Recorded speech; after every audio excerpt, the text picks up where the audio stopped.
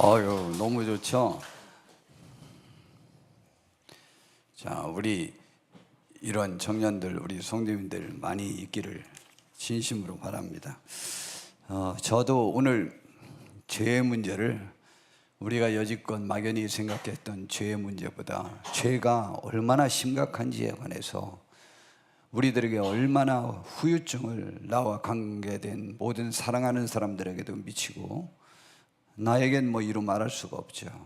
그러므로 죄의 심각성을 우리 이해하고 어떻게 하면 죄를 이길 수 있을까라고 하는 문제에 대해서 오늘 말씀을 나눠보고자 합니다. 그래서 설교 제목은 죄의 후유증이라고 제가 이렇게 제목을 정했습니다. 많은 사람들은 우리들의 삶에 미치는 죄의 후유증이 얼마나 심각한지를 모르고 지금도 하나님이 우리에게 생명과 평안을 주시려고 주신 귀한 삶의 가치들을 무시하면서 사시는 분들이 실제로 굉장히 많습니다. 저는 오늘 우리가 어떻게 하면 예수님을 믿는 그 신앙으로 죽어서 천국에도 가고 이 세상에서 사는 동안에는 주께서 우리에게 주시기를 원하시는 많은 축복도 누릴 수 있을까를 말씀드리고자 하는 것입니다. 그러기 위해서 우선 죄의 결과가 얼마나 무지막한지를 알아보면서 우리의 현재를 돌아보며 경각심을 갖고 이제 더욱 마음을 굳게 잡아보는 시간을 갖고자 합니다. 제가 가장 신앙생활의 중심이 되는 말씀이 로마서 8장 6절 말씀이라고 그랬지 않습니까? 그게 항상 저를 붙잡고 있습니다. 5절에 보니까 육신을 따르는 자는 육신의 일을, 영을 따르는 자는 영의 일을 생각한답니다. 우리 성도님들, 육신의 일은 나 자신의 유익을 위한 삶, 기쁨을 위한 삶, 쾌락을 위한 삶, 이런 것을 말하고요. 영의 생각은 하나님의 말씀 뜻대로, 말씀대로 살고자 하는 생각을 말합니다. 그게 영의 생각이에요. 그런데 육신의 생각은 사망이요, 내 뜻대로 살고 싶어하는 생각은 죽음에 이르고, 영의 생각은 하나님의 말씀대로 살려고 하는 생각은 결과를 뭘 얻느냐, 열매를 뭘 얻느냐, 생명과 평안이다. 생명과 평안은 인류에게 있는 모든 축복을 가장 함축적으로 표현한 단어가 저 두 단어에 저는 다 포함됐다고 생각하고 있습니다. 왜냐하면 죽음은 다 끝이에요. 그런데 다 갖춰도 평안하지 못하면 그걸 축복이라고 말하지 않습니다. 그래서 생명과 평안이라는 이 표현은 정말 기가 막힌 선택이에요. 하나님의 말씀대로 살 때만 생명과 평안함이 우리들에게 주어집니다. 그럼 하나님의 말씀은 뭐냐? 아까 우리 민준이가 말했는데 율법적인 그러한 것이냐? 그걸 포함합니다. 그런데 그것을 이기고 승리를 허락해 주신 하나님을 아는 것까지도 그 하나님의 생각인 것입니다. 거기까지 이르러야 되는 것이죠. 그래서 육신의 생각은 하나님과 원수가 되나니 이는 하나님의 법에 굴복하지 아니할 뿐 아니라 할 수도 없습니다. 육신에 있는 자들은 하나님을 기쁘시게 할 수 없다. 그러면은 하나님의 생각은 하나님을 기쁘게 하는 삶인 거죠. 하나님을 기쁘게 하는 건 어떻게 하면 하나님을 기쁘게 하는 삶을 살 수 있을까라고 하는 것입니다.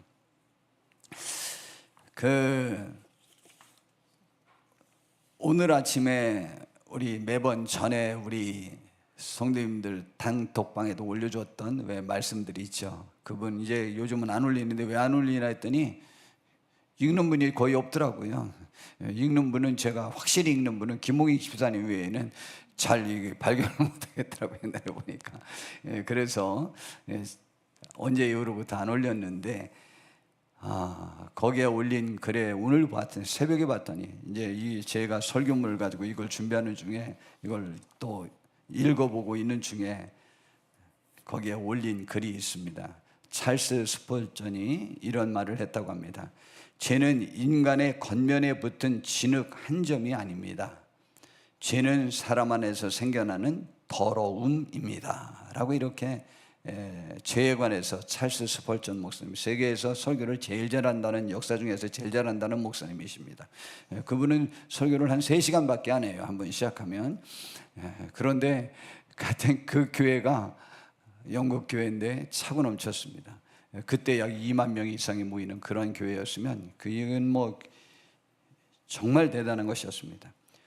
그러면서 또 그 올린 그분 목사님이 성함도 모릅니다. 수목교회 목사님이라는 것만 아는데 죄는 단순히 외적인 행동이나 겉모습의 오점이 아닙니다. 그분의 표현입니다. 인간의 마음 깊은 속에서 시작되어 생각과 말과 행동으로 드러나는 내면의 더러움입니다. 그래서 예수님께서도 마태복음 15장에서 입으로 들어가는 것이 사람을 더럽히지 아니하고 마음에서 나오는 것이 사람을 더럽힌다라고 말씀하셨습니다. 진정한 죄의 문제는 마음속에서 비롯됩니다. 우리는 때로 작은 잘못이나 눈에 보이는 실수만을 문제 삼지만 하나님은 우리 안에 깊은 생각과 욕망까지 보십니다. 이게 중요한 것이죠. 따라서 외형적인 깨끗함이 안주하지 않고 내면의 변화와 회개를 추구하는 삶이 필요합니다.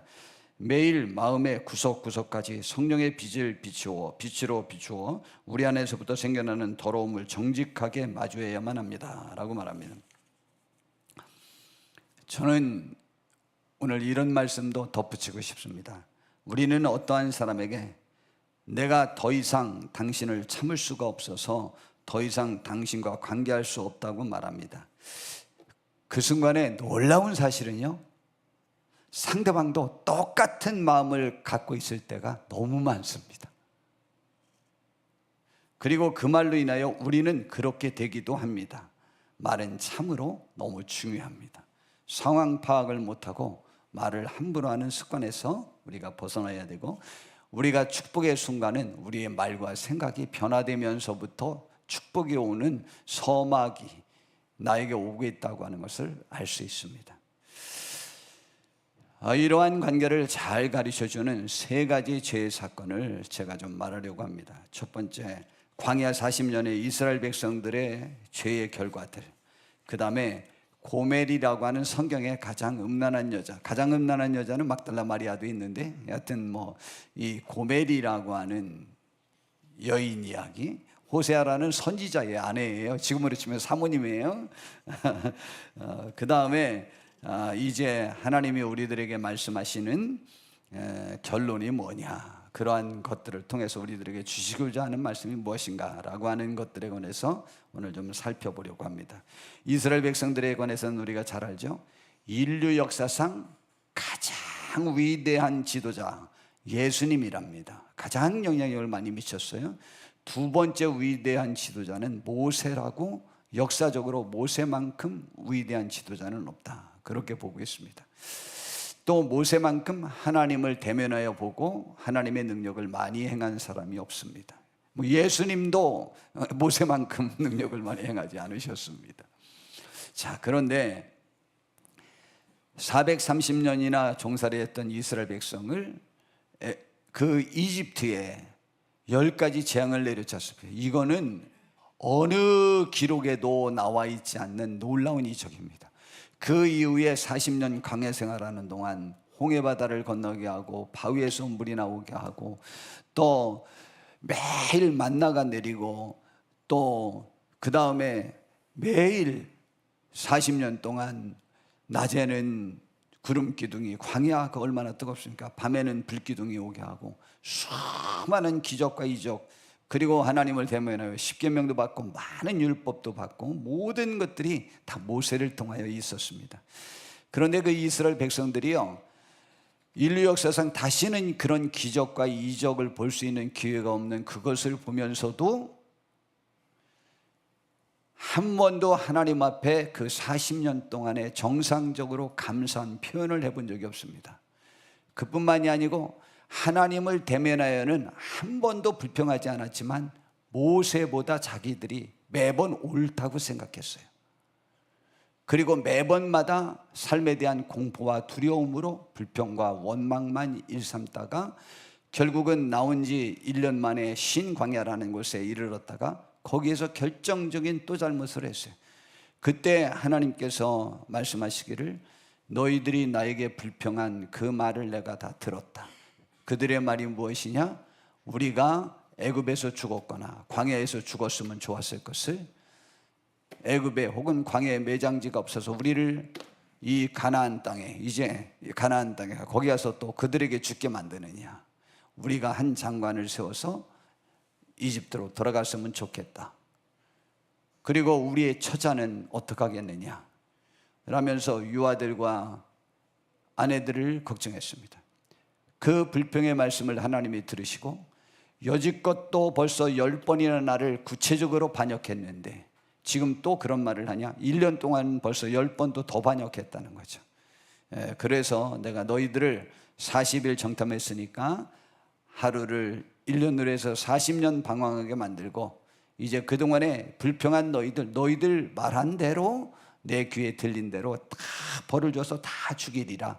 그러나 너희들이 염려했던 유아들과 아내들은 가나안 땅에 들어가고 불평하지 않았던 여호수아와 갈렙만 들어가게 되리라 라고 말했습니다. 그때 하나님이 벌을 내리는 표현을 좀 제가 읽어드리려고 하는 것입니다. 이제 그렇게 말을 했는데 두 번째 첨가한 말이 이제 다 죽는단 말이죠. 정말 그들이 다 죽었습니다. 여튼 100% 죽었습니다. 그런데 그때 1년 만에 그 예언을 받고 그들이 이제 광야로 돌렸거든요. 그런데 그 이후에 39년 동안도 똑같이 하다가 다 죽었습니다. 정말 신기하죠. 이거 좀 이상하지 않아요? 정말 이상합니다. 그런데 제가 우리 민수기 14장 33절에 나와 있는 말씀, 이거 하나를 또 덧붙이려고 합니다. 자녀들은 살아서 들어갔습니다. 들어갔는데 오늘 본문이죠. 너희의 자녀들은 너희 반역한 죄를 지고 너희의 시체가 광야에서 소멸되기까지 40년을 광야에서 방황하는 자가 되리라. 이 자녀들은 무슨 죄가 있어서 그 아버지 할아버지들의 잘못으로 인하여 그 아들 손자들이 40년 동안 너희 자녀들은 너희의 반역한 죄를 지고 죄의 결과로 너희의 시체가 광야에서 소멸되기까지 너희들의 아들들이 너희들이 하나님께 벌받아 죽는 것을 40년 동안 다 보고 소멸되기까지 40년을 광야에서 그들도 너희들 때문에 방황하는 자들이 되리라. 지금 1년 만에 들어갈 수 있었던 것을 말입니다. 끔찍하지 않아요? 우리는 자녀들을 제일 사랑합니다. 우리의 목숨보다도 더 사랑합니다. 4명의 자녀가 4명을 대체합니다. 그런데 내 자녀의 명예를 영광스럽게 하고 싶다면 우리 부모님들의 삶도 돌아보셔야만 합니다. 그 다음에 그로 인하여 후유증이 누구에게까지 미쳤는지 압니까? 모세 시대로부터 약 1000년이 지난 다음에 쓰여진 시편이 시편 106편입니다. 그때는 모든 것을 정리하여 하나님이 그 사건을 완전히 요약해서 한 말입니다. 이제는 32절 보니까 또 그들이 무리바물에서 여호와를 노하시게 하였으므로 모세가 그들 때문에 화를 입었나니 이는 그들이 그의 영을 거역함으로 말미암아 모세가 함부로 말하게 되었다. 모세가 하나님께로부터 명령받은 것을 말할 때 그들이 듣지 못했고 제대로 듣지 않았고 하나님의 명령도 너무 화가 나서 모세가 거역해서 잘못 말했다. 그런데 결론은 앞에 뭐라고 말합니까? 그들이 그의 뜻을 거역함으로 말미암아 모세가 그의 입술로 망령되이 말했다라고 말합니다. 자, 그런데 이제 그 죄가 모세에게도 임했다라고 이렇게 화가 모세에게 임했다고 말하지 않습니까? 모세까지 쓰러뜨렸습니다. 자기들을 위하여 삶 전체를 바친 모세도 그들 때문에 쓰러졌어요. 그렇다고 해서 그의 삶이 실패는 아닙니다. 가나안 땅에를 못 들어갔어요. 안타깝지 않아요? 그리고 광야 40년대에 대한 평가를 또 그 전에 500년이 지나고 난 다음에 시편 78편에도, 시편 78편은 500년 후에 기록된 것이고 106편은 1000년 후에 기록된 거예요. 그런데 그때 아삽이라는 사람을 통해서 그때 이스라엘 백성들에 대한 평가요, 이러함에도 그들은 여전히 범죄하여 그의 기이한 일들을 믿지 아니하였으므로 하나님이 그들의 날들을 헛되이 보내게 하시며, 그들의 날을 1년 만에 끝나고 들어갈 곳을 40년을 헛되이 보낸 거죠. 그들의 횟수를 두려움으로 보내게 하셨도다. 승리의 진군이 아니고 두려움에 빠져서 지내도록 이렇게 했습니다. 우리의 삶은 생명과 평안함을 누리는 축복을 누리면서 살아야 될 삶으로 살게 되기를 진심으로 바랍니다. 그러나 그들이 입으로 그에게 아첨하며 자기 혀로 그에게 거짓을 말하였으니, 하나님께는 불평이 없는 듯 말했지만 실제는 그들의 입술로는 모세를 통하여 충분히 불평했기 때문에 그들 중심이 드러났다는 것이죠. 이는 하나님께 행하는 그들의 마음이 정함이 없으며 그의 언약에 성실하지 아니하였다고 말합니다. 두 번째, 고멜 이야기를 하겠습니다. 고멜은 호세아 선지자의 아내입니다. 하나님이 음란한 여자를 선택하라고 그랬어요. 그리고 음란한 자녀들을 낳으라고 했어요. 이것은 이후에 그때 이스라엘이 이제 호세아 선지자가 활동하던 시대가 BC 755년경부터 북이스라엘이 망하는 722년 사이에 활동했던 선지자입니다. 그동안에 왕이 6명이나 바뀌었어요. 20년 동안에. 나라가 안정되지 못했고 가장 강성했던 시기이기도 합니다. 그런데 가장 하나님을 떠나고 도덕과 정의가 땅에 떨어진, 그리고 날마다 쿠데타나 일어나는 그러한 시기였습니다. 그리고 우상숭배가 가장 열심히 했던 시기였어요.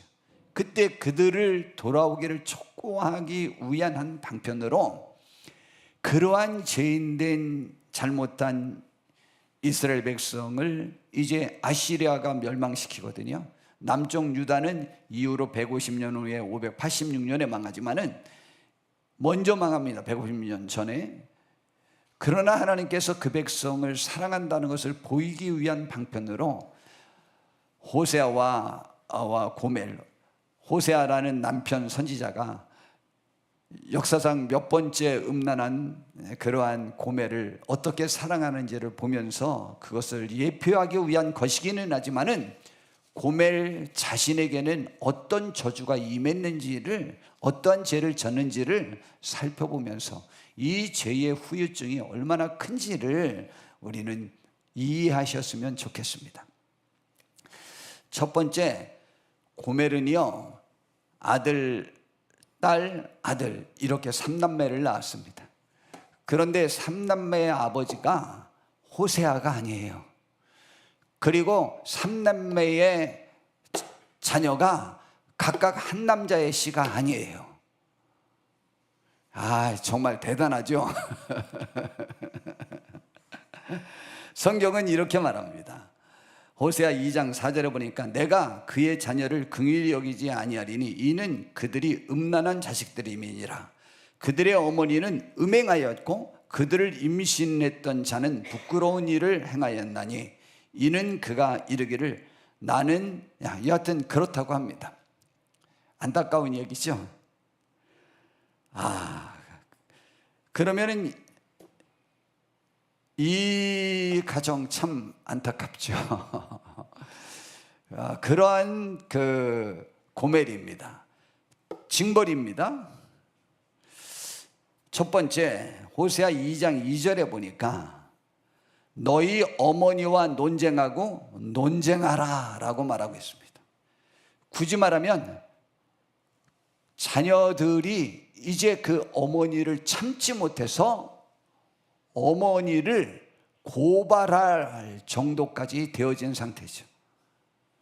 우리 엄마 좀 벌 주세요 라고 고발하도록 어머니의 잘못을 지적하라. 이게 가정이요? 자녀들이 우리 엄마를 말리고 있고 엄마가 잘못됐다고 엄마 이게 옳아 라고 따지도록 하게 한답니다. 안타까운 일입니다. 정말 안타까워요. 그 다음에 그러면은 그 고멜은 제대로 즐기기나 했냐? 행복하기는 또 했냐? 그렇게 하면서.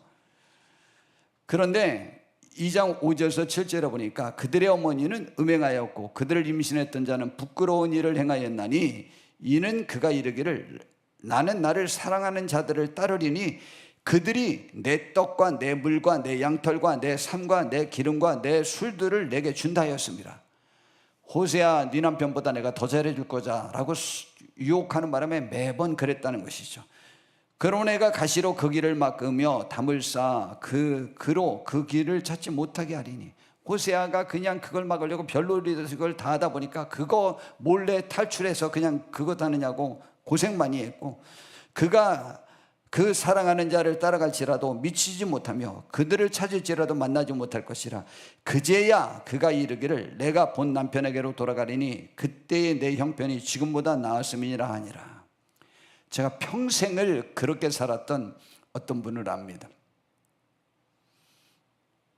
그러면서 그는 평생의 몸매 관리에 가장 신경 썼던 여자분이었습니다.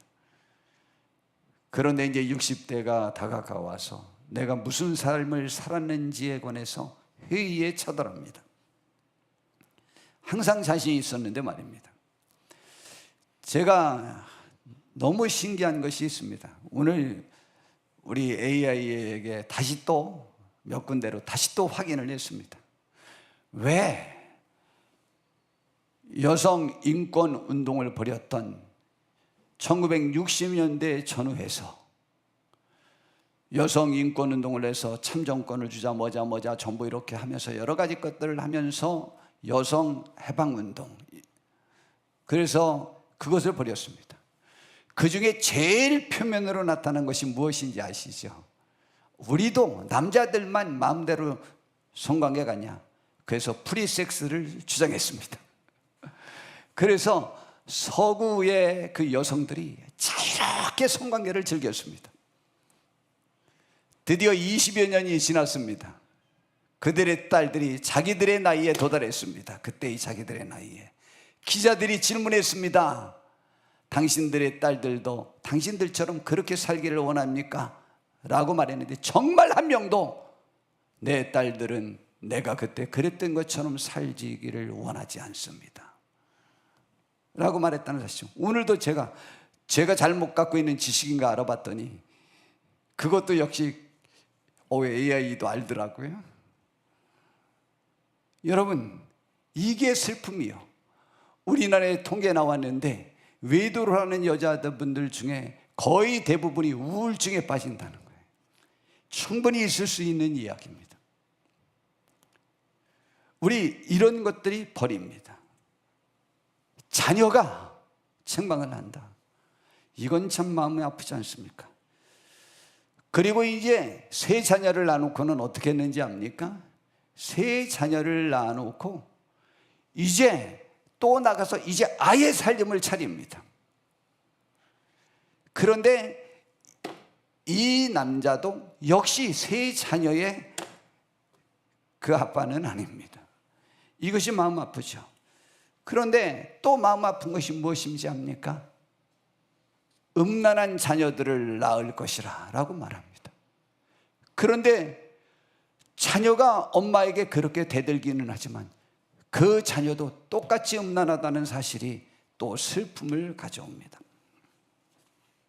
우리는 이러한 사실도 해서 우리의 죄가 우리들에게 얼마나 후유증을 가져오는지, 그 다음에 제가 또 하나 후유증은 부부관계가 회복되어도 그 기간이 필요하다는 사실을 말씀드리고 싶습니다. 호세아 3장 6절에 3장 2절에 보니까 하나님이 또 명령하셨습니다. 그 사는 그 남자에게 찾아가서 2절에 보니까 내가 은 15개와 보리 한 호멜 반으로 나를 위하여 그를 사오라고 했습니다. 그래서 호세아가요, 자기 돈 들여서 그 아내를 구해왔어요. 그에게 이르기를 구해왔는데 왜 그랬을까라는 거죠. 지금 사는 남자가 사실은 어떤 남자냐, 우리나라에 있는 별들의 고향, 영재 전성시대 뭐 노래하는 계집창 뭐 이런 영화 그 스토리랑 똑같습니다. 결국은 맺힌 그 소굴에 팔려가서 그 굴레에서 벗어나지 못하는 신세가 되었다고 학자들이 생각합니다. 팔려간 몸이 되어버렸다는 게 결국은. 그래서 돈을 주고 사와야 되는 이런 어처구니 없는 그러한 아픔까지 겪게 됩니다. 그런데 이제 남편인 호세아가 말하죠. 3절에 그에게 이르기를 너는 많은 날 동안 나와 함께 지내고 음행하지 말며 일정 기간 네가 정결한 기간이 지나고 난 다음에 내가 정상적으로 사랑하리라 라는 벌임. 그 후유증의 기간이 어쩔 수 없이 주어진다는 사실을 말씀해 주고 있습니다. 호세아의 결론이죠. 무엇을 하나님이 말씀해 주고 싶어서 이러한 가정을 예를 선지자로 하여금 그러면서 이스라엘 백성들 보고 하나님 앞에 돌아오라고 요구하는 거예요. 하나님 앞에. 그때 말하잖아요. 우리가 잘 아는 말씀입니다. 호세아 6장 1절부터 보니까 오라 우리가 여호와께로 돌아가자. 여호와께서 우리를 찢으셨으나 도로 낫게 하실 것이요 우리를 치셨으나 싸매어 주실 것입니다. 여호와께서 이틀 후에 우리를 살리시며 셋째 날에 우리를 일으키시리니 우리가 그 앞에서 살리라. 그런데도 하나님께로 돌아오면 호세아 선지자처럼 싸매줄 거다, 다 희생할 거다, 다 참아줄 거다, 다 받아줄 거다. 그러므로 우리가 여호와를 알자, 힘써 여호와를 알자. 그의 나타나심은 새벽빛같이 어김없나니 비와같이 땅을 적시는 늦은 비와같이 우리에게 임하시리라. 새벽빛 같다는 것은 아무리 흑암 같은 밤에라도 해는 반드시 뜨고 비는 오면 반드시 효과를 내어 대지를 살려주는 역사가 있게 됩니다. 하나님은 반드시 그런다는 것이죠. 그래서 6절에 나는 인애를 원하고 사랑을 원하고 제사를 원하지 아니하며 번제보다 하나님 아는 것을 원하노라. 여러분이 하나님의 안타까운 이 심정을 이해해 달란 말이에요. 그래서 돌아오란 말이에요. 하나님이 지금 기다리고 있단 말이죠. 제 표현한 대로 탕자가 돌아왔잖아요. 탕자는 아버지 얼마나 안고 싶게 했습니까? 그러나 자기의 죄, 자기의 더러움, 지금 냄새나는 그러한 것으로 아버지를 안을 수가 없어서 종의 하나로 삼아달라고 하잖아요. 근데 아버지가 안아주잖아요. 아버지가 안아주면 그 탕자는 자기 몸을 맡길 수밖에 없죠. 그때는 힘껏 자기를 던져 맡기고 싶지 않겠으면 직접 못 앉지만은, 여러분 하나님은 지금 우리를 그렇게 기다리고 계십니다. 우리는 다 탕자 같지 않습니까? 둘째 아들처럼. 그래서 주님의 우리를 안아줄 것을 믿으니까 나의 더러움을, 나의 연약함을 그분에게 내던져 맡기는 것이죠. 전 그 주님이 얼마나 그렇게 좋은지 몰라요. 전 너무 좋아요. 이제 결론입니다. 성경은 죄인인 우리를 불러서 구원하시는 것을 알리는 책입니다. 사마리아 수가성 여인 얘기 잘 아시죠? 남편이 5이나 있었습니다. 현재 사는 남자도 남편이 아닙니다. 그래서 대인 기피증이 생겨가지고 사람이 안 오는 낮 12시에 물을 길러 왔던 여인입니다. 예수님을 만나고 볼 때 분명히 유대의 선생 같은데 자기가 사마리아인임에도 불구하고 사마리아인과 대화하면 안 됩니다. 왜냐하면 사마리아인은 그들과 함께 한다는 것은 죄인과 함께 하는 것이니까 이스라엘 유다 백성들은 사마리아 사람을 완전히 짐승 취급을 했습니다. 그런데 대화해 준 것이 너무 고마워서 결국은 자기의 모든 것을 받아주고, 다 알면서도 네가 남편이 5이나 있었고 지금 사는 사람들 내 남편 아니다 라고 예수님이 말씀하셨을 때 깜짝 놀랐잖아요. 그럼 이걸 알면서도 나와 대화해 주신 것은 나를 용납한 것이라고 이해했어요. 제자들이 그때 돌아왔어요. 그러자 그 여인이 물동이를 버려두고요, 그 즉시로 동네로 갔어요. 요한복음 4장 28절에 보니까 사람들에게 말합니다. 내게 행한 모든 것을 내게 말하는 사람을 와서 보라. 우리가 기다리던 메시아, 그 그리스도가 아니냐라고 말했습니다. 그래서 30절에 보니까 그들이 동네에서 나와 예수께로 왔습니다. 그리고 여자의 말에 내가 행한 모든 것을 그가 내게 말했다 증언함으로 그 동네 중에 많은 사마리아인이 예수를 믿었어요.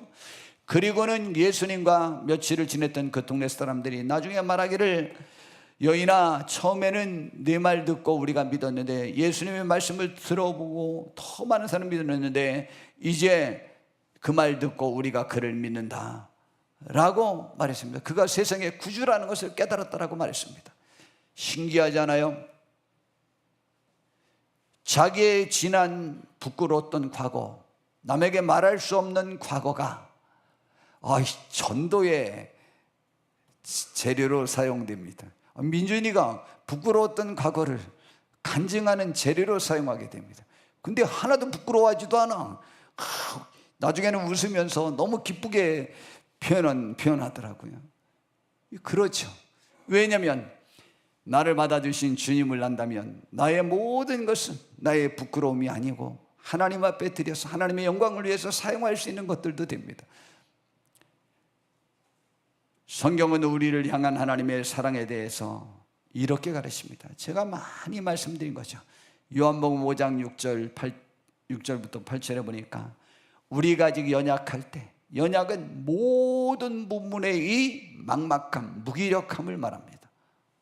삶에 대하여, 죄에 대하여, 하나님의 사역에 대하여 모든 것에 관해서 힘이 없는 상태를 연약이라고 표현한다고 합니다. 그런데 그러한 우리를 기약대로 그리스도께서 경건하지 않은 자를 위해요, 우리는 하나님 앞에서도 역시 연약했지만 이것이 연약이죠. 경건하지 못했던 것, 그걸 위해서 죽으셨도다. 세상 많은 사람들은 훌륭한 사람을 위해서 혹시 죽어주는 사람이 간혹은 있지만 우리가 아직 죄인 되었을 때에 그리스도께서 우리를 위해 죽으심으로, 죄인 되고 연약하고 경건하지 못했을 때 우리를 위해 죽어주심으로 하나님께서 우리에 대한 그분의 사랑을 확증해 주신 사건이 예수님의 죽음이라는 거죠. 우리를 구원하시기 위해서. 감사하지 않습니까?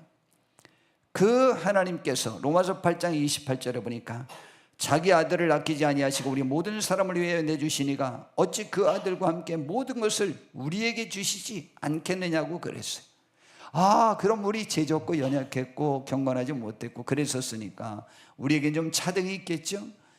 성경은 그렇게 말씀하지 않습니다. 아들 주시니가 다른 것은 어떻게 더 주시지 않겠느냐고 말씀하셨습니다.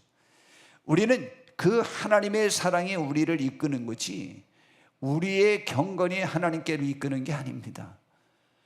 그 사랑 때문에 많은 것을 이기게 됩니다. 하나님을 사랑하면은요, 죄도 이길 수 있고 나도 이길 수 있어요. 마귀도 이길 수 있어요.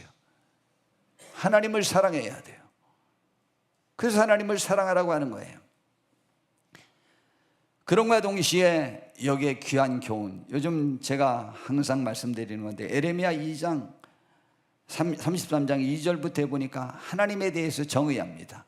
이를 행하시는 여호와, 그것을 그분이 만들어서 성취하시는 여호와, 계획하시고 성취하시고 그것을 이루는 계획하시고 이루는 일까지 그분이 하신다.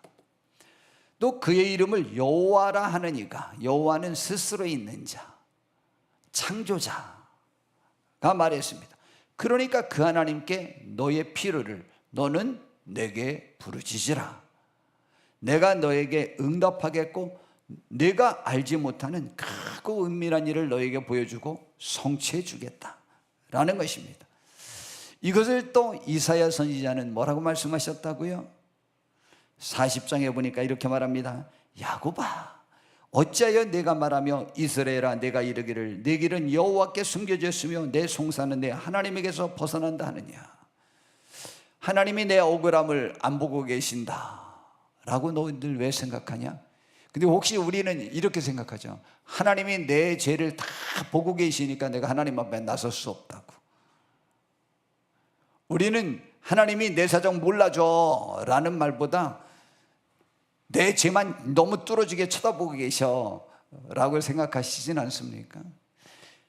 뚫어지게 쳐다보는 이유는 나를 위해서 아파하고 나를 사랑해서 그때마다 다시 또 십자가를 지시고 있는 주님을 우리는 같이 보셔야만 합니다.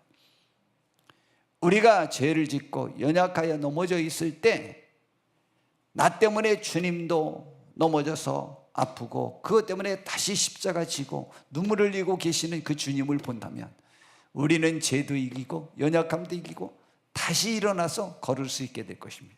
저는 확신합니다. 둘을 같이 보시고 같이 이해하셔야만 합니다. 너는 알지 못했냐, 들어보지 못했느냐 말이죠. 하나님은 영원하신 하나님 여호와 땅끝까지 창조하시니이다. 그분은 피곤하지도 않고 곤비하지도 않다. 우리 때문에 질리지도 않는다 이 말이죠. 명철이 한이 없고 그래서 피곤한 자에게는 능력도 주시고 무능한 자에게는 힘을 더하실 수 있고 소년도 피곤하고 곤비하며 또 장정이라도 넘어지며 쓰러지지만 오직 하나님 여호와를 앙망하는 자는 새 힘을 얻을 수 있다. 여러분, 우리는 어떠한 상황에서라도 하나님에게 도움을 청하는 믿음만 가지면 우리는 새 힘을 얻을 수 있다. 이 새 힘은 그냥 새 힘이 아니다 이 말이죠. 드링크지 한번 먹고 힘나는 그런 새 힘이 아니에요. 이 새 힘은 성령님이 우리와 함께 해주셔서 독수리처럼 독수리가 상승기를 타며 날듯이 그렇게 우리가 걷는 것이 아닌 성령님이 날 붙잡고 이끌어 주셔서 승리하게 하겠다는 것이죠. 여러분, 독수리가 그래서 샘을 얻어도 독수리가 날개치며 올라가면 같을 것이요 다른 박제라에도 곤비하지 아니하겠고 걸어가도 피곤하지 아니할 것이라고 말씀해 주고 있습니다. 우리는 오늘의 이 하나님의 말씀이 저희들의 삶 전체를 지금부터 영원히 이끌기를 바랍니다.